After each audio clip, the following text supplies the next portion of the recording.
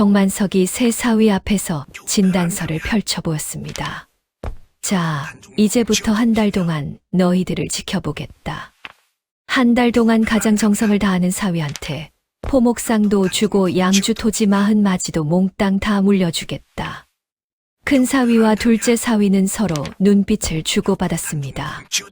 막내 사위 최동인만이 아무 말 없이 무릎을 꿇고 눈물을 흘렸습니다. 하지만 정만석은 몰랐습니다. 자신이 꾸민 거짓병이 진짜 병으로 변할 줄은. 그리고 한 달 뒤 그가 새 사위 앞에서 충격적인 고백을 하게 될 줄은. 사실은 말이다. 나는 한 달 전까지 멀쩡했다. 이 진단서는 가짜였어. 과연 정만석은 왜 거짓병을 꾸몄을까요? 새 사위 중 누가 진짜 효자였을까요? 그리고 포목상과 거대한 토지는 결국 누구의 손에 들어갔을까요? 한 노인의 거짓말이 불러온 놀라운 반전과 감동의 이야기.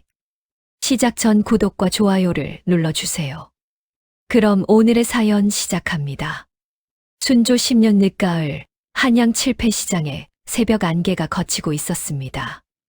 덕성 포목 주인 정만석이 장부를 펼쳐놓고 손가락으로 숫자를 짚어가며 중얼거렸습니다. 포목상 하나에 양주 토지가 40마지나 되는데 이걸 누구한테 줘야 하나? 큰 사위한테 줄까? 둘째 사위한테 줄까? 아니면 막내 사위한테? 정만석은 올해 68이었습니다. 딸만 셋을 둔 그는 사위들에게 재산을 물려줄 생각이었지만 누구에게 얼마를 줘야 할지 밤새 고민이었습니다. 해가 저물 무렵 주막 주인 허서방이 헐레벌떡 달려왔습니다. 허서방이 숨을 몰아쉬며 정만석의 귀에 대고 속삭였습니다. 날이 큰일 났습니다. 큰 사위 어른과 둘째 사위 어른이 우리 주막에서 아주 이상한 이야기를 나누셨습니다. 무슨 이야기? 어서 말해보게. 장인어른이 돌아가시기만 하면 포목상이고 토지고 반씩 똑같이 나눠 갖자고. 술 마시면서 그렇게 말씀하시더이다. 정만석의 미간이 좁혀졌습니다. 그는 아무 말 없이 고개만 천천히 끄덕였습니다. 허서방이 물러나고 정만석은 홀로 창밖을 바라보았습니다. 저 멀리 포목상 창고에서 누군가 불을 켜고 있었습니다. 정만석이 창문을 열고 내다보니 막내 사위 최동인이 빗자루를 들고 마당을 쓸고 있었습니다. 최동인은 해가 뜨기도 전에 와서 일을 거들곤 했습니다. 정만석은 창문을 닫고 자리에 앉았습니다. 그래, 이제 알아봐야겠어. 사위들의 진심이 어디에 있는지 똑똑히 알아봐야겠어. 사흘 뒤 정만석은 단골 의원 조 진사를 불렀습니다. 조 진사가 약상자를 들고 안채로 들어왔습니다. 날이 어디 편찮으십니까? 맥이라도 짚어볼까요? 정만석이 방문을 닫고 목소리를 낮췄습니다. 진사, 내게 부탁이 하나 있소. 아주 중요한 부탁이요. 말씀만 하십시오. 무엇이든 들어드리겠습니다. 내 가슴에 적취가 생겼다는 진단서를 하나 써주시오. 석 달을 못 넘긴다고 써주시오. 조 진사의 눈이 동그래졌습니다. 날이, 그게 대체 무슨 말씀이십니까? 멀쩡하신 분이 무슨 거짓 진단서를 쓰라는 겁니까? 그렇소. 자식들 본심을 봐야 내 재산을 누구한테 줄지 알 수 있지 않겠소. 이 늙은이 마지막 부탁이요. 조 진사는 한참 망설이다가 떨리는 손으로 붓을 들었습니다. 이 일이 훗날 문제가 되면 어쩌십니까? 제가 벌을 받을 수도 있습니다. 모든 게 내 책임이요. 진사는 아무 걱정 말고 그냥 써주시기만 하면 돼요. 먹물이 종이 위에 번졌습니다. 조 진사가 진단서를 접어 정만석에게 건넸습니다. 그날 저녁 정만석은 안채 대청마루에 새 사위를 불러 모았습니다. 큰 사위 이성진은 관복을 입고 당당하게 걸어 들어왔습니다. 둘째 사위 박경하는 청나라 비단 보따리를 들고 왔습니다. 막내 사위 최동희는 손에 아무것도 들지 않은 채 조용히 마루에 올랐습니다. 정만석이 진단서를 펼쳐 보였습니다. 너희들 다 잘 들어라. 내 가슴에 병이 생겼다. 조 진사가 그러는데 석 달을 넘기기 어렵다고 하더구나. 이성진이 황급히 앞으로 나왔습니다. 아버님, 그게 무슨 말씀이십니까? 제가 당장 내의원 의관을 모셔오겠습니다. 제가 승정원에 있으니 최고의관을 모실 수 있습니다. 박경하도 손을 모으며 급히 말했습니다. 아버님, 걱정 마십시오. 제가 청나라에서 구해온 녹용이 있습니다. 그걸 드시면 금방 나으실 겁니다. 제가 당장 다려오겠습니다. 최동희는 아무 말 없이 정만석 앞에 무릎을 꿇었습니다. 그의 눈에서 눈물이 주르르 흘러내렸습니다. 정만석이 새사위를 천천히 둘러보며 입을 열었습니다. 자, 이제부터 한 달 동안 너희들을 지켜보겠다. 한 달 동안 가장 정성을 다하는 사위한테 포목상도 주고 양주 토지 40마지도 몽땅 다 물려주겠다. 알아들었느냐? 한 달 시험이 시작된 지 열흘이 지났습니다. 큰 사위 이성진은 관아 업무를 핑계로 사흘에 한 번씩만 얼굴을 비쳤습니다. 둘째 사위 박경하는 청나라 무역 준비가 바쁘다며 일주일에 2번만 들렀습니다. 막내 사위 최동인만이 매일 새벽 4시에 와서 정만석의 세수물을 데웠습니다. 최동인은 밤 11시까지 곁을 지키며 책을 읽어드렸습니다. 큰딸 옥분이 동생 금분을 부엌으로 불렀습니다. 금분아, 내 남편 좀 봐라. 매일같이 와서 아버님 앞에서 눈물 짜고 난리야. 너무 나서는 거 아니냐? 우리 남편들도 다 바쁜 사람들이야. 언니, 아버님을 모시는 게 나서는 겁니까? 아버님이 편찮으시니까 당연히 곁에서 모셔야 하는 거 아닙니까? 둘째 딸 은분이 끼어들었습니다. 그래도 금분아, 좀 생각해봐. 우리 남편들도 관아일, 무역일로 얼마나 바쁜데. 매일 올 수는 없잖아. 내 남편만 착한 사람이고 우리 남편들은 나쁜 사람이냐?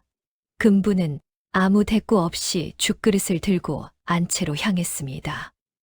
15째 날 밤이 깊었습니다. 박경하가 몰래 창고 문을 열고 안으로 들어갔습니다. 그는 청나라산 비단 세피를 보따리에 쌌습니다. 박경하가 보따리를 메고 창고 문을 닫을 때 달빛이 그의 얼굴을 비췄습니다. 그의 이마에 땀방울이 맺혀 있었습니다. 다음 날 아침 금분이 장부를 펼쳐 재고를 확인했습니다. 비단 세필이 사라진 게 눈에 들어왔습니다. 금분은 붓을 들어 장부 끝에 작게 적었습니다. 비단 3필, 둘째 매형. 그녀는 장부를 덮고 아버지 방으로 향했습니다.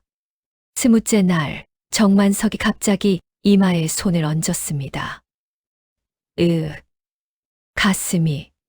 가슴이 답답하구나. 숨이 제대로 안 쉬어진다. 정만석의 얼굴에서 식은땀이 주르르 흘러내렸습니다. 이는 거짓 연기가 아니었습니다. 과로와 스트레스가 실제로 몸에 병을 만들어낸 것입니다. 최동인이 황급히 밖으로 뛰어나갔습니다. 사람 살려. 누가 좀 조 진사를 빨리 모셔와 주시오. 빨리요. 조 진사가 헐레벌떡 달려와 정만석의 맥을 짚었습니다. 그의 손이 부들부들 떨렸습니다. 나리. 이게 어떻게 된 일입니까? 진짜 적취가 생겼습니다. 가짜가 아니라 진짜 적취입니다. 조 진사의 목소리가 갈라졌습니다. 제가 거짓 진단서를 써드렸는데 이제 정말로 병이 생긴 겁니다. 이를 어쩝니까? 정만석이 눈을 감았습니다. 내 잘못이요. 내가 거짓말을 시작했으니 내 잘못이요.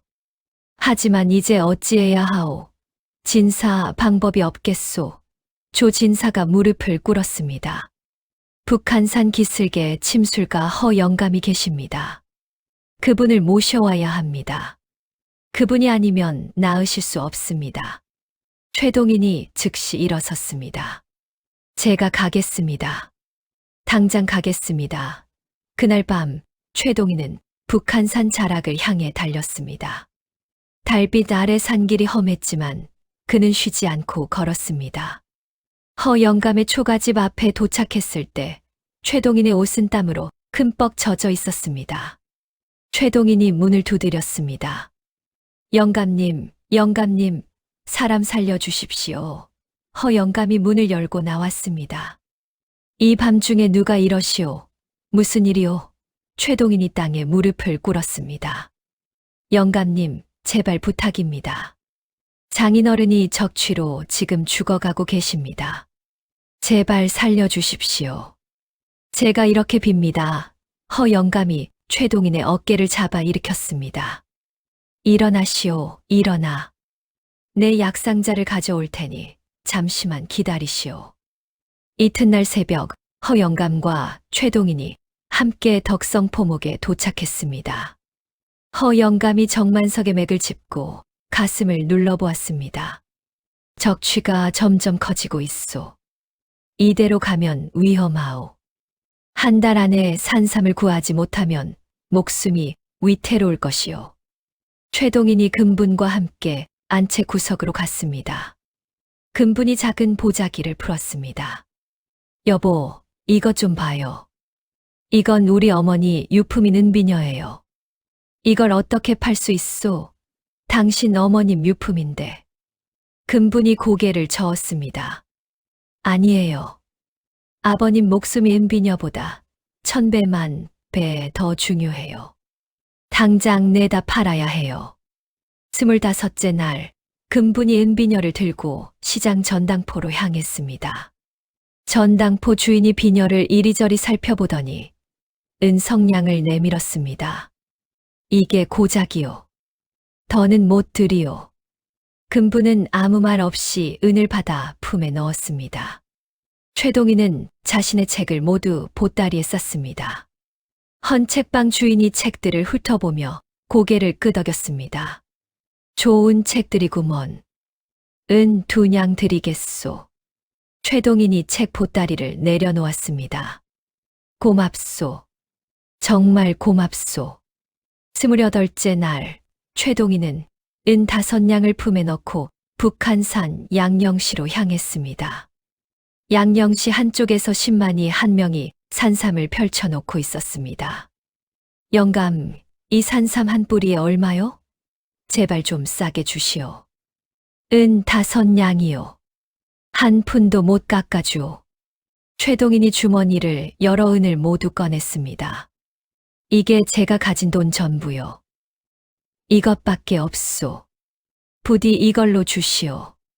장인어른이 지금 죽어가고 계시오. 신만이가 최동인의 얼굴을 바라보았습니다. 최동인의 눈에는 간절함이 가득했습니다. 신만이가 산삼을 천에 싸서 건넸습니다. 알았소. 가져가시오. 어서 가서 장인어른 살리시오. 그날 밤 금분이 산삼을 정성껏 다렸습니다. 약 냄새가 안채 전체에 퍼졌습니다. 금분이 약그릇을 들고 정만석의 방으로 들어갔습니다. 아버님, 약 드세요. 산삼 달인 겁니다. 어서 드세요. 정만석이 흐릿한 눈을 떴습니다. 금분이 숟가락으로 약을 떠서 아버지 입에 넣어드렸습니다. 정만석이 약을 삼키고 나서 중얼거렸습니다. 금분아, 너희 덕분에 내가 살 것 같구나. 그는 깊은 잠에 빠졌습니다. 한 달이 지난 날 새벽 정만석이 눈을 떴습니다. 허영감이 맥을 짚더니 고개를 끄덕였습니다. 기혈이 조금 풀렸소. 이제 살아날 것 같소. 큰 사위 이성진과 둘째 사위 박경하가 뒤늦게 달려왔습니다. 아버님, 다행입니다. 정말 다행입니다. 정만석은 두 사위를 보고도 아무 말이 없었습니다. 오후가 되어 정만석이 세 사위를 대청으로 불렀습니다. 금분아, 장부 좀 가져오너라. 금분이 장부를 들고 들어왔습니다. 정만석이 장부를 천천히 펼쳤습니다. 여기 다 적혀 있구나. 누가 며칠 나왔는지, 무엇을 했는지 다 적혀 있어. 이성진과 박경하의 얼굴이 굳어졌습니다. 정만석이 장부 끝을 손가락으로 짚었습니다. 여기 보거라. 비단 3필, 둘째 매형. 이게 뭐냐? 박경하가 얼굴이 새하얗게 질리더니 무릎을 꿇었습니다. 아버님, 죄송합니다. 제가 잘못했습니다. 용서해 주십시오. 정만석이 품에서 종이 한 장을 꺼냈습니다. 이게 뭔지 아느냐? 조진사가 쓴 진단서다. 잘 들어라. 새 사위가 숨을 죽였습니다. 사실은 말이다. 나는 한 달 전까지 멀쩡했다. 아무 병도 없었어. 이 진단서는 가짜였어. 조진사한테 부탁해서 거짓으로 쓴 거야. 이성진이 입을 벌렸습니다. 예? 그럼 저희를 시험하신 겁니까? 처음부터 다 꾸민 일이었단 말씀입니까? 정만석이 고개를 끄덕였습니다. 그렇다. 너희들 본심을 보려고 그랬다. 하지만 내 거짓말이 진짜 병을 불러왔구나. 내가 너무 긴장하고 밤잠을 못 자서 정말로 적취가 생겨버렸어. 이성진이 바닥에 이마를 찧었습니다. 아버님, 죄송합니다. 정말 죄송합니다. 제가 관아 일만 핑계대고 정성을 다하지 못했습니다. 용서해 주십시오. 박경하가 눈물을 흘리며 말했습니다. 아버님, 저는 비단까지 훔쳤습니다. 저 같은 놈은 죽어 마땅합니다. 차라리 죽여주십시오. 정만석이 최동인을 바라보았습니다. 동인아, 내가 아니었으면 나는 진작 죽었을 것이다. 은비녀 판 것도 알고 책 판 것도 다 알아. 내가 다 봤어. 최동인이 고개를 숙였습니다. 아버님, 아닙니다. 아버님께서 저를 아들로 받아주신 은혜를 갚았을 뿐입니다. 당연히 해야 할 일을 했을 뿐입니다. 정만석이 천천히 입을 열었습니다. 자, 이제 결정을 내리겠다. 포목상과 양주 토지 40마지를 몽땅 다 동인에게 물려주겠다. 옥분과 은분이 눈물을 흘렸습니다. 금분이 언니들을 부축하며 말했습니다. 아버님, 제발 오빠들에게도 기회를 주십시오. 사람은 변할 수 있습니다. 한 번만 더 기회를 주십시오. 정만석이 한참을 침묵했습니다. 좋다. 성진아, 경아야, 너희가 진심으로 뉘우친다면 포목상 일을 함께 맡겨보마. 하지만 다시 한 번만 더 배신하면 그땐 절대 용서 없다. 알겠느냐? 거짓병 고백 사건 이후 며칠이 지났습니다. 이성진이 새벽부터 안채 부엌에서 죽을 쓰고 있었습니다. 박경하가 마당을 쓸며 땀을 닦았습니다. 최동인이 부엌 문을 열고 들어오더니 이성진의 어깨를 두드렸습니다. 형님, 제가 하겠습니다. 형님은 쉬십시오. 아니다, 동생. 이건 내가 해야 할 일이야. 한 달 동안 내가 다 했으니 이제는 내가 할 차례야. 비키지 마. 이성진의 목소리가 떨렸습니다. 일주일 뒤 박경하가 커다란 보따리를 들고 창고로 들어왔습니다. 최동인이 보따리를 풀자 청나라산 비단 10필이 나왔습니다. 형님, 이게 대체 뭡니까? 이게 다 뭡니까? 박경하가 무릎을 꿇었습니다. 동생, 내가 훔친 게 3필이잖아. 그 3배를 갚는다. 10필 다 가져가. 그리고 제발 나 좀 용서해다오. 내가 정말 잘못했어. 최동인이 박경하를 일으켜 세웠습니다. 형님, 무슨 말씀이십니까? 저는 이미 다 잊었습니다. 일어나십시오. 그날 오후 이성진이 관인이 찍힌 문서를 들고 왔습니다. 정만석이 문서를 펼쳐보았습니다. 이게 뭐냐? 덕성포목을 관한 납품 업체로 지정한다. 이게 무슨 소리냐? 이성진이 저를 올렸습니다. 아버님, 제가 승정원에 청원을 넣어서 허가를 받았습니다. 이제 우리 포목상이 관하에 정식으로 물건을 납품할 수 있습니다. 정만석이 이성진의 손을 꼭 잡았습니다. 성진아, 고맙다. 내 덕분에 포목상이 이렇게 커지는구나. 정말 고맙다. 보름이 지나고 허영감이 마지막 침을 놓았습니다. 허영감이 정만석의 맥을 짚더니 환하게 미소를 지었습니다. 날이 이제 다 나으셨소. 적취가 절반으로 줄었소. 한 달만 더 푹 쉬시면 완전히 건강해지실 겁니다. 최동인이 여전히 매일 새벽 창고를 정리했습니다. 장부를 기록하고 손님을 맞이했습니다. 어느 날 금분이 언니들과 함께 부엌에서 음식을 준비했습니다. 옥분이 금분의 손을 꼭 잡았습니다. 금분아, 언니가 미안했다. 내 남편이 진짜 효자였어. 내가 질투해서 그랬어. 정말 미안해. 은분도 눈물을 닦았습니다. 나도 미안해, 금분아. 우리가 너무 욕심이 많았어. 우리 남편들한테도 잘 타일렀어. 이제 우리 모두 사이좋게 지내자. 응, 금분이 언니들을 껴안았습니다. 언니들 괜찮아요. 다 지나간 일이에요. 이제 우리 집안이 진짜 하나가 된 것 같아요. 한 달 뒤 정만석이 지팡이를 짚고 칠패시장을 천천히 걸었습니다. 시장 사람들이 반갑게 손을 흔들었습니다. 어르신, 덕성포목 어르신, 완쾌하셨습니까? 정말 다행입니다. 정만석이 허리를 굽혀 답례했습니다. 고맙소, 고마워요. 다들 걱정해 주셔서 이렇게 나았소. 여러분 덕분입니다. 저녁 무렵 정만석이 새사위를 대청으로 불렀습니다. 자, 너희들 다 모였구나. 이제부터 너희 셋이 힘을 합쳐서 포목상을 크게 키워라. 내가 이제 늙어서 더는 일을 못하겠다. 이성진이 앞으로 나왔습니다.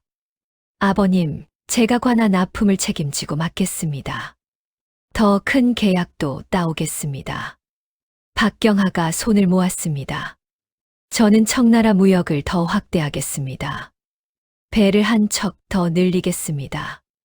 최동인이 저를 올렸습니다. 저는 시장 손님들을 정성껏 모시겠습니다. 외상도 넉넉히 드리고 어려운 분들 도와드리겠습니다. 정만석이 안채 벽을 가리켰습니다. 저기 저 벽 좀 봐라. 저기에 우리 집안 가훈을 새겨 넣을 거다. 귀한 것은 신분이 아니라 의리에 있느니라. 이게 우리 집안 가훈이다. 세 사위가 함께 저를 올렸습니다. 며칠 뒤 금분이 목수를 불러왔습니다. 목수가 나무판에 정으로 글자를 정성껏 새겼습니다. 목판이 완성되어 대청마루에 걸렸습니다. 정만석이 목판 앞에 섰습니다. 자, 잘 봐라. 이것이 우리 집안의 가훈이다. 너희들 대대손손 이걸 잊지 말아라. 그는 세 사위의 어깨를 차례로 두드렸습니다. 성진아, 경하야, 동인아. 이제 너희들이 진짜 내 아들이다. 내 친아들이나 다름없다. 그날 밤 최동인과 금분이 안채마당에 앉았습니다. 하늘에 별이 가득했습니다. 금분이 남편의 손을 꼭 잡았습니다. 여보, 우리가 여기까지 온 게 꿈만 같아. 정말 꿈만 같아요. 최동인이 아내의 어깨를 감쌌습니다. 당신 덕분이요. 당신이 은비녀까지 팔아줘서 아버님을 살렸소. 아버님 덕분에 나 같은 가난뱅이가 이렇게 됐소. 멀리서 개 짖는 소리가 들렸습니다. 시장에는 여전히 불빛이 반짝였습니다. 정만석은 홀로 사랑방에 앉아 차를 마셨습니다. 거짓말로 시작했지만 진심을 발견했구나. 동인이를 사위로 삼은 게 내 평생 최고의 결정이었어. 그는 창밖을 바라보며 조용히 눈을 감았습니다.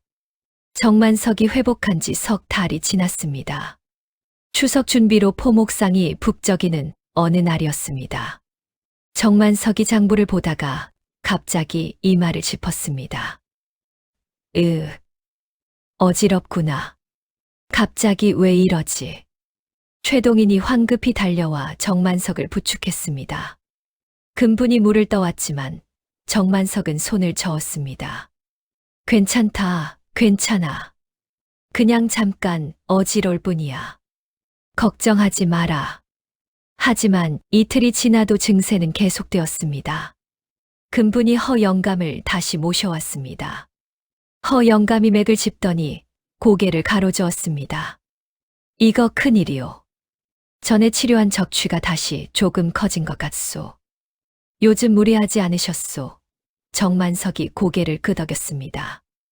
요즘 포목상 확장하느라 밤늦게까지 장부를 보고 계산을 하고 그랬소. 그게 무리였나 보. 허영감이 약재를 적어 내밀었습니다. 절대로 무리하시면 안 됩니다. 이번엔 정말 위험할 수도 있소. 약을 다시 지어드릴 테니 푹 쉬십시오. 소식을 들은 이성진이 관아 일을 미루고 즉시 달려왔습니다. 아버님, 제가 왔습니다. 제가 또 내의원 의관을 모셔오겠습니다. 지난번보다 더 좋은 의관을 모셔오겠습니다. 박경하는 청나라로 떠나려던 참이었지만 짐을 풀었습니다. 아버님, 제가 녹용과 인삼을 다시 구해오겠습니다. 이번에는 가장 좋은 것으로 구하겠습니다. 박경하가 보따리를 헤치며 말을 이었습니다. 청나라까지 안 가도 됩니다. 여기 한양에서 가장 비싼 걸로 구해오겠습니다. 돈은 걱정 마십시오. 최동희는 허영감이 적어준 약재를 들고 양령시로 향했습니다. 금부는 밤낮으로 아버지 곁을 지켰습니다. 죽을 쓰고 이불을 갈아주며 한시도 자리를 뜨지 않았습니다. 옥분과 은분도 남편들과 함께 친정에 왔습니다. 세 딸이 함께 부엌에서 약을 다렸습니다. 옥분이 불을 지피며 말했습니다. 이번에는 우리도 제대로 해야 해. 지난번에 우리가 너무 못했어. 아버지한테 정말 죄송해. 은분이 약재를 씻으며 고개를 끄덕였습니다. 맞아. 우리가 너무 욕심만 부렸어. 이번에는 우리도 금분이처럼 정성을 다해야 해. 일주일 뒤 이성진이 내의원 의관 2명을 모시고 왔습니다. 의관들이 정만석을 진찰하고 고개를 끄덕였습니다. 허영감의 처방이 정확합니다. 아주 훌륭하십니다. 계속 약을 드시고 푹 쉬십시오. 그러면 나으실 겁니다. 사흘 뒤 박경하가 북쪽 변방에서 구한 녹용을 가져왔습니다. 아버님, 이게 제일 좋은 녹용입니다. 제가 직접 다려드리겠습니다. 제 손으로 직접 다리겠습니다. 박경하가 부엌 아궁이에 불을 지폈습니다. 연기가 피어오르고 녹용 냄새가 집안에 퍼졌습니다. 보름이 지나자 정만석의 안색이 좋아졌습니다. 식사량도 늘어났습니다. 허영감이 다시 맥을 짚었습니다. 이번엔 정말 빨리 회복하셨소. 세 사위가 모두 정성을 다했기에 하늘도 감동하신 것 같소. 정만석이 세 사위를 대청으로 불렀습니다. 너희들, 이번엔 정말 고맙다. 셋 다 진심으로 나를 돌봐주었구나. 지난번하고는 완전히 다르더라. 이성진이 저를 올렸습니다. 아버님, 당연한 일입니다. 저희가 해야 할 도리입니다. 박경하도 무릎을 꿇었습니다. 아버님, 저희가 못난 자식들이었습니다. 이제라도 정신 차렸습니다. 최동희는 말없이 고개를 숙였습니다. 정만석이 품에서 문서 3장을 꺼냈습니다. 자, 잘 들어라.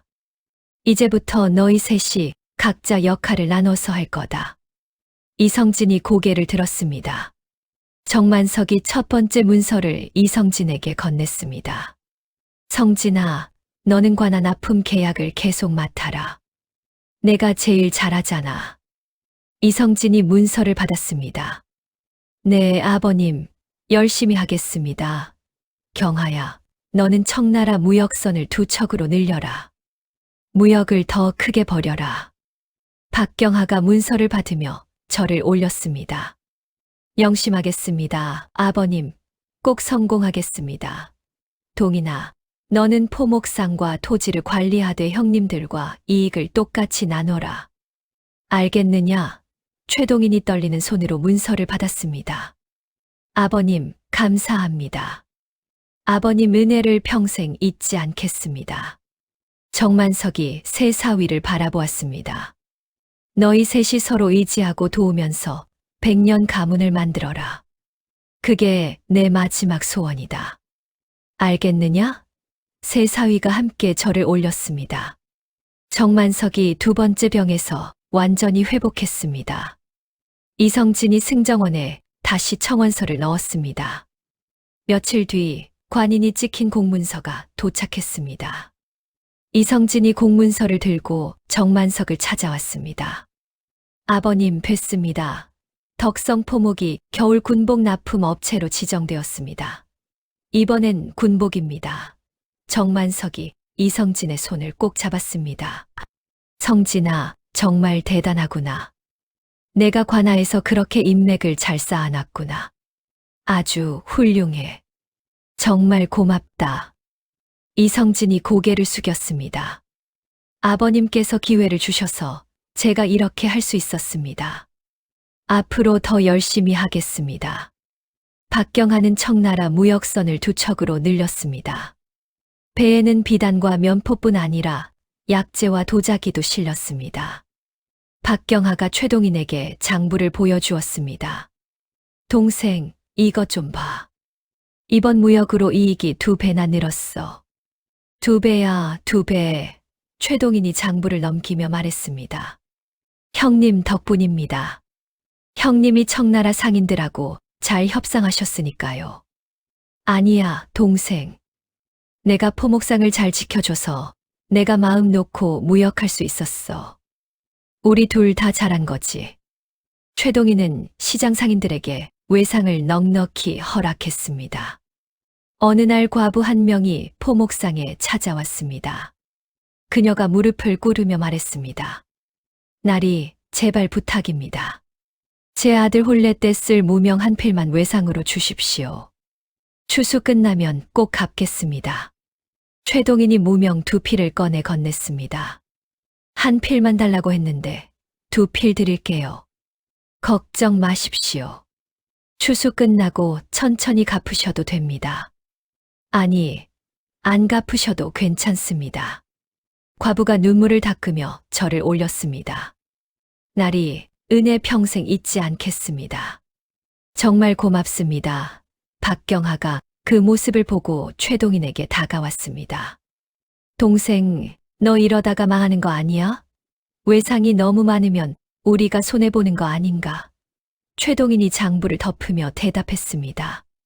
형님, 가난한 이들이 우리를 믿고 찾아오는데 어떻게 외면할 수 있습니까? 우리는 이미 충분히 부자잖아요. 박경하가 최동인의 어깨를 두드렸습니다. 그래, 내 말이 맞다. 내 마음씨가 정말 아버님을 닮았구나. 내가 배워야겠어. 장마철이 왔습니다. 이웃 과부의 초가지붕이 빗물에 무너졌습니다. 최동인이 박경하를 찾아왔습니다. 형님, 이웃집 지붕이 무너졌습니다. 예전에 우리도 아버님한테 도움받았으니까 이웃을 좀 도웁시다. 박경하가 즉시 목수를 불렀습니다. 목수, 당장 가서 이웃집 지붕을 새로 얹어주시오. 돈은 내가 다 낼 테니 제일 좋은 기와로 얹어주시오. 목수가 이틀에 걸쳐 지붕을 고쳤습니다. 과부가 정만석을 찾아와 절을 올렸습니다. 어르신, 감사합니다. 덕성포목 덕분에 살았습니다. 평생 은혜 잊지 않겠습니다.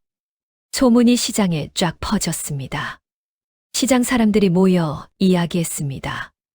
덕성포목이 이웃집 지붕까지 고쳐줬다면서. 정말 대단하지 않아? 맞아. 외상도 넉넉히 주고 어려운 사람들도 도와주고. 저 집은 돈만 아는 게 아니라 사람을 아는구나. 나도 이제 덕성포목에서만 물건 사야겠어. 저런 집을 도와줘야지. 손님이 더욱 늘어났습니다. 여름이 끝날 무렵 정만석이 새 사위를 불렀습니다. 너희들 이번 추석에 온 가족이 모여서 조상 제사를 지내자. 너희 아이들도 다 데려오고. 이성진이 대답했습니다. 아버님, 제가 과일을 준비하겠습니다. 제일 좋은 과일로 준비하겠습니다. 박경하가 손을 모았습니다. 저는 청나라 차를 가져오겠습니다. 황제가 마시는 차를 구해오겠습니다. 최동인이 저를 올렸습니다. 저는 송편을 빚겠습니다. 우리 집사람하고 같이 정성껏 빚겠습니다. 추석 전날 저녁이었습니다. 세 사위가 포목상 마당에서 함께 과일을 씻었습니다. 이성진이 사과를 닦으며 웃었습니다. 하하, 내가 언제 이런 일을 해봤나. 관아에서는 붓만 들고 문서만 보는데 이것도 재미있네. 박경하가 배를 씻으며 맞장구 쳤습니다. 나도 마찬가지야. 청나라 상인들하고 협상만 하다가 이렇게 과일 씻으니까 새롭네. 나쁘지 않아. 최동인이 상을 닦으며 말했습니다. 형님들 정말 고맙습니다. 형님들이 이렇게 도와주시니까 제가 얼마나 든든한지 모릅니다. 뭐가 고마워. 우리가 더 고맙지. 내가 없었으면 우리 지금쯤 아버님한테 쫓겨났을걸. 이성진이 최동인의 등을 톡톡 두드렸습니다. 부엌에서 옥분, 은분, 금분이 창문 너머로 그 모습을 보았습니다. 은분이 눈물을 닦았습니다. 저것 좀 봐. 우리 남편들이 저렇게 사이좋게 지낼 줄 누가 알았겠어. 꿈만 같아. 옥분이 동생들의 손을 꼭 잡았습니다. 정말이야. 이제야 진짜 한 가족이 된 것 같아. 아버지도 얼마나 기뻐하시겠어. 금분이 미소 지었습니다. 언니들 고마워요. 언니들이 이해해 주셔서 정말 고마워요. 추석 당일 새벽, 이성진 가족이 가장 먼저 도착했습니다. 이성진의 두 아들이 정만석 앞에 나란히 섰습니다. 할아버지, 문안드립니다. 건강하십니까? 두 아이가 함께 허리를 굽혀 절을 올렸습니다. 정만석이 손자들의 머리를 쓰다듬었습니다. 잘 왔다, 잘 왔어. 우리 손자들 많이 컸구나. 할아버지가 떡을 잔뜩 준비했다. 배 터지게 먹어야 한다. 큰 손자가 환하게 웃었습니다. 감사합니다, 할아버지. 저 송편 제일 좋아해요. 오전 중에 박경하 가족이 도착했습니다. 박경하가 비단 보자기에 싼 상자를 정만석 앞에 내밀었습니다. 아버님, 이게 청나라에서 가져온 차입니다. 황제가 마시는 차라고 상인이 그러던데요. 드셔보십시오. 정만석이 상자를 받으며 고개를 끄덕였습니다. 경하야, 수고했다. 내가 청나라까지 가서 이런 귀한 걸 구해왔구나. 고맙다. 박경하의 딸이 할아버지께 절을 올렸습니다. 할아버지, 건강하세요. 오래오래 사세요. 정만석이 손녀의 볼을 살짝 꼬집었습니다. 우리 손녀가 제일 예쁘지. 할아버지가 용돈 줄 테니까 기다려라. 최동인과 금분은 전날 밤부터 송편을 빚었습니다. 금분이 시루를 열자 하얀 김이 활짝 피어올랐습니다. 여보, 송편이 정말 잘 익었어요. 아버님이 좋아하시겠어요. 오후가 되어 대청마루에 제사상이 차려졌습니다. 정만석이 상석에 앉고 세 사위가 무릎을 꿇었습니다. 세 딸이 음식을 나르고 손자들이 뒤에 줄지어 섰습니다. 정만석이 향을 피우고 술을 따랐습니다. 조상님들께 감사드립니다. 우리 집안이 이렇게 화목해졌습니다. 자식들이 이렇게 효도하고 있습니다. 부디 지켜봐 주십시오. 그의 목소리가 대청에 울려 퍼졌습니다. 제사가 끝나고 온 가족이 둘러앉아 음복을 나눴습니다. 송편과 과일이 상 위에 가득했습니다. 손자들이 마당에서 뛰어놀며 웃음소리를 냈습니다. 정만석이 술잔을 들었습니다. 자, 너희들 잘 들어라. 앞으로도 매년 추석마다 이렇게 온 가족이 모이자. 이게 우리 집안의 전통이다. 절대 잊으면 안 된다. 이성진이 술잔을 받았습니다. 네, 아버님. 제가 관아일로 아무리 바빠도 추석만큼은 꼭 오겠습니다. 약속드립니다. 박경하도 술잔을 들었습니다. 저도 청나라에 가 있어도 추석 전에는 꼭 돌아오겠습니다. 무슨 일이 있어도 꼭 오겠습니다. 최동인이 저를 올렸습니다. 저는 항상 아버님 곁에 있겠습니다. 어디 가지 않겠습니다. 오후 늦게 새사위와 손자들이 마당에서 윷놀이를 했습니다. 이성진이 윷을 던지자 네 개가 모두 엎어졌습니다. 뭐야. 내가 뭐를 냈다. 이성진이 소리쳤습니다. 손자들이 와르르 모여들어 박수를 쳤습니다. 할아버지, 대단해요. 뭐가 나왔어요. 박경하가 웃으며 말했습니다. 형님, 운이 정말 좋으시네요. 오늘 복 많이 받으실 것 같아요. 최동인이 윷을 받아들며 고개를 저었습니다. 저는 윷놀이를 잘 못합니다. 저는 맨날 져요. 이성진이 최동인의 어깨를 툭툭 두드렸습니다. 괜찮아, 동생. 내가 가르쳐 줄게. 이렇게 하는 거야. 손목을 이렇게 꺾어서 던지는 거야. 부엌에서 옥분, 은분, 금분이 설거지를 했습니다. 은분이 물을 부으며 말했습니다. 오늘이 정말 행복한 날이야. 이렇게 온 가족이 모여서 웃고 떠들고. 정말 좋다. 옥분이 그릇을 닦으며 고개를 끄덕였습니다. 맞아. 아버지도 얼마나 기뻐하시겠어.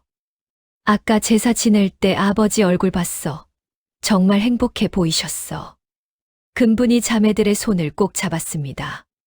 언니들, 우리 앞으로도 계속 이렇게 지내요. 절대 싸우지 말고 사이좋게 지내요. 저녁 무렵 보름달이 떠올랐습니다. 정만석이 최동인과 함께 칠패시장 뒤편 언덕에 앉았습니다. 달빛이 두 사람을 환하게 비췄습니다. 정만석이 입을 열었습니다. 동인아, 솔직히 말하마.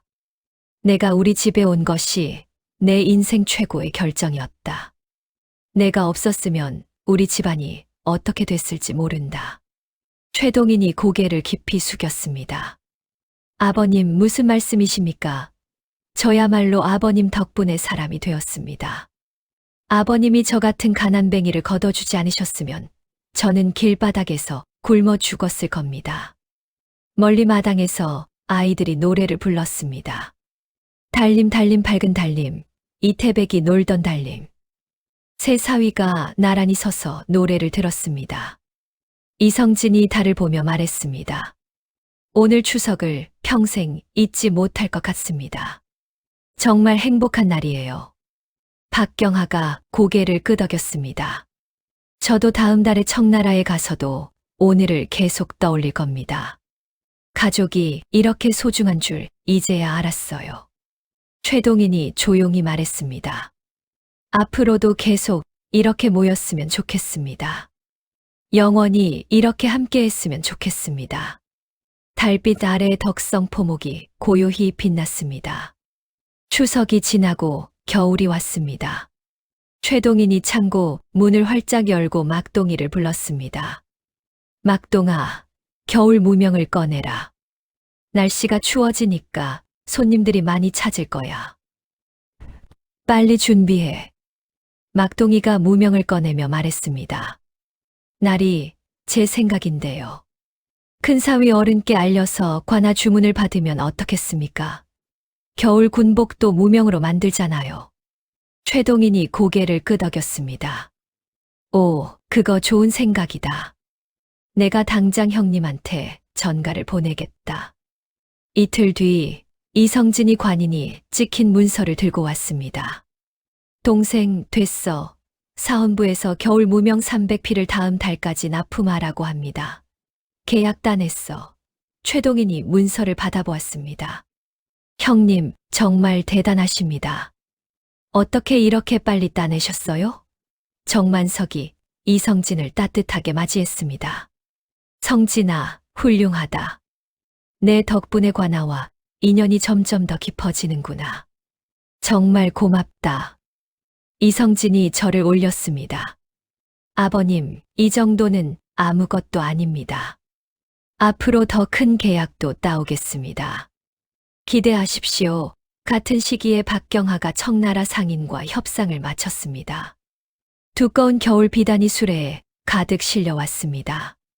박경하가 정만석에게 신이 나서 보고했습니다. 아버님, 이번 비단 보십시오. 이건 조선에서 구하기 정말 어려운 겁니다. 청나라 황실에서나 쓰는 거래요. 정만석이 비단을 손으로 만져보았습니다. 오, 질이 정말 좋구나. 부드럽고 따뜻하고. 이거 비싸게 팔 수 있겠는데.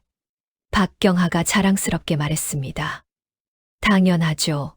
그리고 아버님, 청나라 상인들 사이에서도 우리 덕성 포목이 이름이 아주 유명해졌답니다. 다들 거래하고 싶어 해요. 비단 화물이 창고로 들어갔습니다. 최동인과 막동이가 함께 짐을 나르고 돌쇠가 무거운 상자를 들었습니다. 정만석이 창고 앞에 서서 지켜보았습니다. 사람은 정말 마음먹기에 달린 것이구나. 경하가 저렇게 열심히 일할 줄 누가 알았겠어. 첫눈이 내린 저녁이었습니다. 세 사위가 포목상 온돌방에 모여 앉았습니다. 술잔이 오갔습니다. 이성진이 입을 열었습니다. 자, 우리 역할을 다시 한번 정리합시다. 제가 관아 장부를 책임지고 맡겠습니다. 계약도 계속 따오고요. 박경하가 술을 한 잔 마시며 말했습니다. 저는 무역선 확대를 추진하겠습니다. 내년에는 배를 3척으로 늘리겠습니다. 최동인이 고개를 숙였습니다. 저는 시장 손님들에게 넉넉한 외상을 주고 어려운 분들 계속 도와드리겠습니다. 정만석이 방문을 열고 들어왔습니다. 오, 너희들 다 모였구나. 좋아, 아주 좋아. 너희 셋이 이렇게 힘을 합치니까 우리 집안이 하나가 되었어. 세 사위가 함께 저를 올렸습니다. 술자리가 끝나고 이성진과 박경하가 집으로 돌아갔습니다. 최동인과 금분만 안채에 남았습니다. 창밖으로 눈이 소복소복 내렸습니다. 금분이 남편 옆에 바짝 붙어 앉았습니다. 여보, 우리가 처음 이 집에 왔을 때 생각나. 그때는 언니들도 우리를 얼마나 무시했는지 몰라. 최동인이 아내의 손을 꼭 잡았습니다. 다 지나간 일이오. 이제는 진짜 가족이 되었소. 형님들도 우리를 진심으로 동생으로 대해주시고. 금분이 눈물을 살짝 닦았습니다. 다 아버님 덕분이에요. 아버님이 우리를 지켜주셨어요. 정만석은 홀로 한 채 사랑방에 앉아 차를 마셨습니다. 촛불이 흔들렸습니다. 내가 거짓병을 꾸민 게 잘한 일인지는 모르겠구나. 하지만 결국 가족이 하나가 되었으니까 잘한 거겠지. 그가 창밖을 바라보았습니다. 칠패시장이 하얀 눈으로 덮여 있었습니다. 이제 내 역할은 끝났어. 앞으로는 저 아이들이 알아서 잘할 거야. 내가 믿는다. 정만석이 차를 한 모금 마셨습니다. 동인이를 사위로 삼은 게 정말 내 평생 최고의 결정이었어. 그 애가 우리 집안을 살렸어. 그는 촛불을 끄고 이불을 덮었습니다. 밤새 눈이 계속 내렸습니다. 다음 날 아침 최동인이 빗자루를 들고 눈을 치웠습니다. 정만석이 창문 너머로 그 모습을 지켜보았습니다. 그의 얼굴에 환한 미소가 번졌습니다. 최동인이 창고 문을 활짝 열었습니다. 포목상의 하루가 다시 시작되었습니다. 시장 사람들이 하나둘 모여들었습니다. 덕성 포목이 문 열었구나. 빨리 가자. 오늘도 좋은 무명 있겠지. 저 집 물건은 믿을 수 있어. 손님들의 목소리가 활기차게 들려왔습니다. 겨울 해가 칠패시장을 따뜻하게 비췄습니다. 새해가 밝았습니다. 설날 아침 칠패시장의 손님들이 길게 줄을 섰습니다. 덕성 포목 앞에는 비단과 무명을 사려는 사람들로 인산이내었습니다. 한 과부가 최동인 앞에 섰습니다. 나리, 제발 부탁입니다. 무명한 피를 외상으로 주십시오. 과부가 손을 비비며 간절히 말을 이었습니다. 설 지나고 보리 걷어서 팔면 그때 꼭 갚겠습니다. 꼭요. 최동인이 장부를 펼쳐 과부의 이름을 적었습니다. 걱정 마십시오. 천천히 갚으셔도 됩니다. 급하게 생각하지 마세요. 과부가 눈물을 글썽이며 저를 올리고 무명을 받아갔습니다. 나리, 은혜 평생 잊지 않겠습니다. 저녁 무렵 포목상 문을 닫고 새 사위가 장부를 펼쳤습니다. 이성진이 숫자를 손가락으로 짚어가며 말했습니다. 이거 봐요. 올해 매출이 작년보다 2배나 늘었어요. 2배요. 박경하가 고개를 끄덕였습니다. 맞아요. 관아 계약도 늘어나고 청나라 비단도 잘 팔렸어요. 정말 대박이에요. 최동인이 장부 끝을 넘기며 조심스럽게 말했습니다. 형님들, 그런데 외상 고객이 20명 정도 있습니다. 이성진이 물었습니다.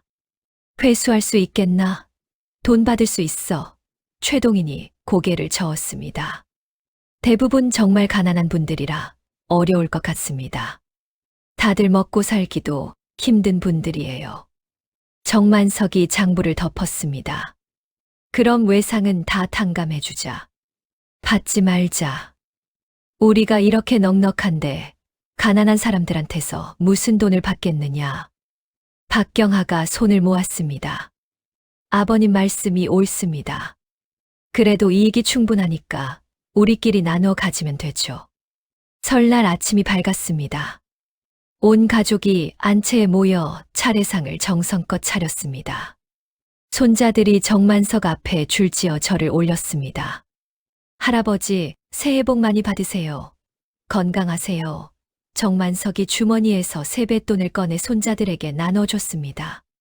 자, 받아라. 너희는 할아버지가 가르쳐준 의리를 절대 잊지 말아라. 알겠느냐? 큰손자가 세뱃돈을 2손으로 받으며 대답했습니다. 네, 할아버지, 명심하겠습니다. 금분이 끓인 떡국이 상에 올랐습니다. 하얀 떡국이 김을 모락모락 피워 올렸습니다. 정만석이 숟가락을 들며 말했습니다. 자, 잘 들어라. 이 떡국처럼 우리 집안도 하얗고 깨끗하게 100년 이어지기를 바란다. 더럽혀지지 말고 깨끗하게 살아라. 모두가 함께 떡국을 떠먹었습니다. 오후에 새 사위와 손자들이 시장 뒤편 공터로 갔습니다. 이성진이 연을 높이 날렸습니다. 연이 하늘 높이 쭉쭉 올라갔습니다. 박경하가 연주를 잡으며 웃었습니다. 형님, 연이 정말 잘 날아가네요. 저렇게 높이 올라가다니. 손자들이 와르르 모여들어 박수를 치며 뛰어다녔습니다. 와, 연이다. 연이 하늘까지 올라가요. 정만석이 멀리서 그 모습을 지켜보았습니다. 저 연처럼 우리 집안도 높이 날아야 한다. 하늘 끝까지 날아올라야 한다. 그가 혼잣말을 중얼거렸습니다. 저녁에 새 사위가 다시 모여 술잔을 나눴습니다. 이성진이 술을 마시며 말했습니다. 올해는 승정원 계약을 더 늘리겠습니다. 의정부까지 넓히겠습니다. 박경하가 술잔을 받았습니다. 저는 청나라뿐 아니라 일본과도 무역을 시도해 보겠습니다. 더 크게 벌이겠습니다. 최동인이 저를 올렸습니다. 저는 시장 사람들에게 더 정성껏 봉사하겠습니다. 어려운 분들 더 많이 도와드리겠습니다. 정만석이 새 사위에게 세뱃돈을 주려 했습니다. 이성진이 손을 저었습니다. 아버님, 저희는 이미 충분히 받았습니다. 아버님이 주신 게 얼마나 많은데요. 박경하는 세뱃돈을 공손히 받으며 저를 올렸습니다. 아버님, 감사합니다. 내년에 더 잘하겠습니다. 더 효도하겠습니다. 최동인도 세뱃돈을 받았습니다. 아버님, 정말 감사합니다. 아버님 은혜를 평생 잊지 않겠습니다. 밤이 깊어 손님들이 모두 돌아갔습니다. 최동인과 금분만 안채에 남았습니다. 금분이 남편의 팔을 꼭 잡았습니다. 여보, 올해도 정말 복된 한 해가 될 것 같아. 우리 가족이 이렇게 화목한데 무슨 걱정이 있겠어. 최동인이 아내의 손을 감쌌습니다. 당신 말이 맞소. 아버님이 건강하시니까 우리도 이렇게 행복한 거요. 아버님이 계셔서 우리가 사는 거요. 정만석은 홀로 사랑방에서 차를 마셨습니다. 창밖으로 달빛이 환하게 비쳤습니다. 내가 동인이를 사위로 삼은 게 정말 내 인생 최고의 결정이었어. 그 애가 우리 집안의 기둥이야. 정만석이 차를 마시며 조용히 미소 지었습니다. 봄이 왔습니다. 칠패시장의 꽃이 활짝 피고 새들이 지저귀기 시작했습니다. 정만석은 이제 일흔이 되었습니다. 그가 최동인과 함께 시장을 천천히 거닐었습니다. 동인아, 잘 들어라. 이제 포목상은 내가 완전히 책임져라. 내가 늙어서 더는 못하겠다. 최동인이 걸음을 멈췄습니다. 아버님, 무슨 말씀이세요? 아직 제가 많이 부족합니다. 아버님이 계셔야 합니다. 정만석이 최동인의 어깨를 꼭 잡았습니다. 아니다. 내가 제일 잘할 수 있어. 나는 너를 완전히 믿는다. 걱정하지 마라. 오후가 되어 정만석이 새사위를 대청으로 불렀습니다. 새사위가 나란히 앉았습니다. 정만석이 천천히 입을 열었습니다. 너희들, 내가 마지막으로 당부할 것이 있다. 아주 중요한 말이니까 가슴에 새겨라. 이성진이 고개를 깊이 숙였습니다. 아버님, 말씀하십시오. 무엇이든 명심하겠습니다. 정만석이 최동인을 바라보았습니다. 동인아, 너는 포목상을 꼭 지켜라. 그리고 형님들과 끝까지 협력하라. 절대 혼자 하려고 하지 마라. 최동인이 절을 올렸습니다. 명심하겠습니다, 아버님. 정만석이 이성진에게 눈길을 주었습니다. 성진아, 너는 관직을 이용해서 의로운 일만 하라. 권력으로 나쁜 짓 하면 절대 안 된다. 알겠느냐? 이성진이 고개를 끄덕였습니다. 네, 아버님. 아버님 가르침 절대 잊지 않겠습니다. 정만석이 박경하를 보았습니다. 경하야, 너는 무역을 확대하되 정직하게만 하라. 남을 속이거나 사기치면 안 된다. 박경하가 눈물을 닦았습니다. 평생 명심하겠습니다, 아버님. 절대 잊지 않겠습니다. 여름이 왔습니다.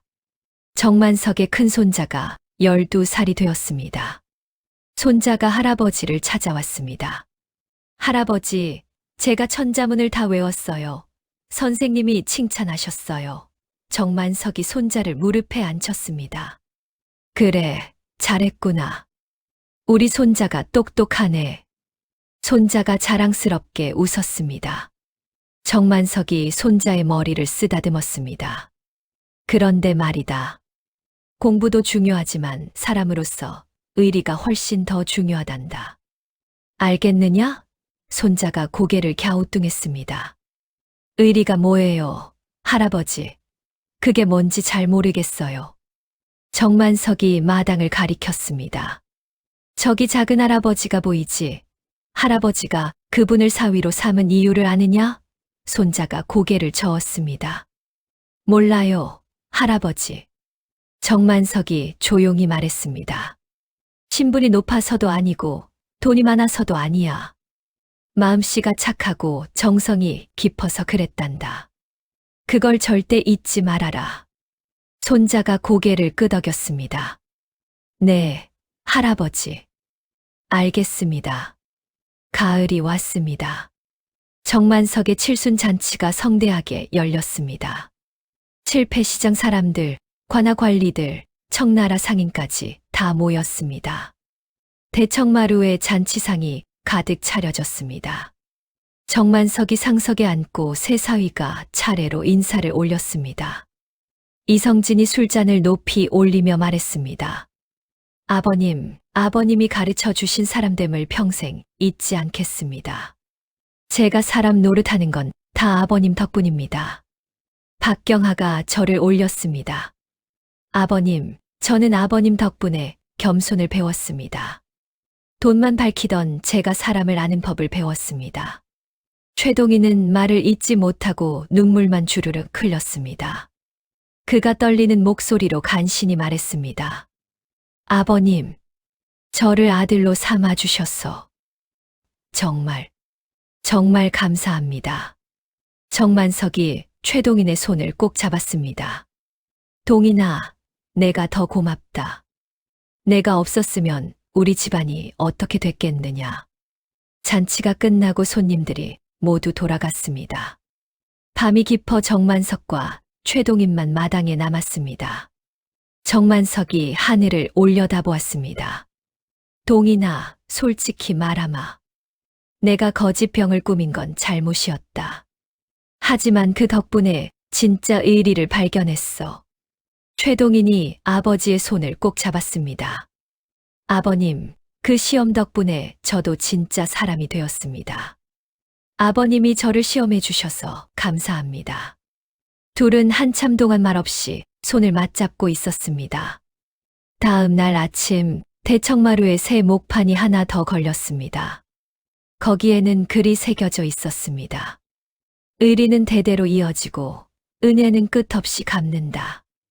몇 년이 흘러 정만석은 80까지 살았습니다.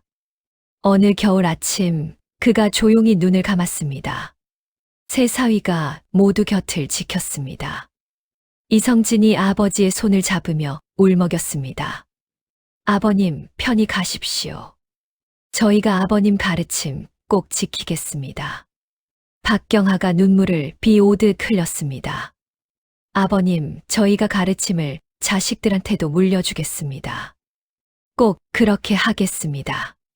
최동희는 말없이 아버지의 손을 이마에 대고 소리내어 울었습니다. 10년이 흘렀습니다. 덕성포목은 한양에서 제일 큰 포목상이 되었습니다. 세 사위는 각각 높은 벼슬과 큰 부를 얻었지만 여전히 형제처럼 협력했습니다. 정만석의 큰손자가 성균관에 입학했습니다. 그가 대청마루에 걸린 2개의 목판을 천천히 읽었습니다. 귀한 것은 신분이 아니라 의리에 있느니라. 의리는 대대로 이어지고 은혜는 끝없이 갚는다. 손자가 목판 앞에서 깊이 절을 올렸습니다. 할아버지, 제가 가르침을 꼭 이어가겠습니다. 절대 잊지 않겠습니다. 칠패시장 위로 따뜻한 봄바람이 불어왔습니다. 정만석의 거짓병으로 시작된 이야기는 이렇게 진짜 의리를 발견하며 끝이 났습니다. 한 달간의 시험은 욕심 많던 두 사위를 진짜 효자로 바꿔놓았고 가난했던 막내 사위는 큰 포목상의 주인이 되었습니다. 하지만 정말 중요한 건 재산이 아니었습니다. 서로 경계하고 미워하던 세 사위가 진짜 형제가 되었다는 것. 그리고 그 의리가 자손 대대로 이어졌다는 것이었습니다. 정만석이 대청마루에 새긴 가훈처럼 귀한 것은 신분이 아니라 의리에 있었습니다. 여러분의 주변에도 진짜 의리를 지키며 사는 분이 계신가요? 혹시 여러분도 누군가에게 정성을 다하고 계신가요? 오늘 이야기가 여러분 마음에 작은 울림이 되었기를 바랍니다. 이야기를 끝까지 들어주신 분이 계시다면 잘 들었다고 댓글 하나만 남겨주세요. 감사합니다.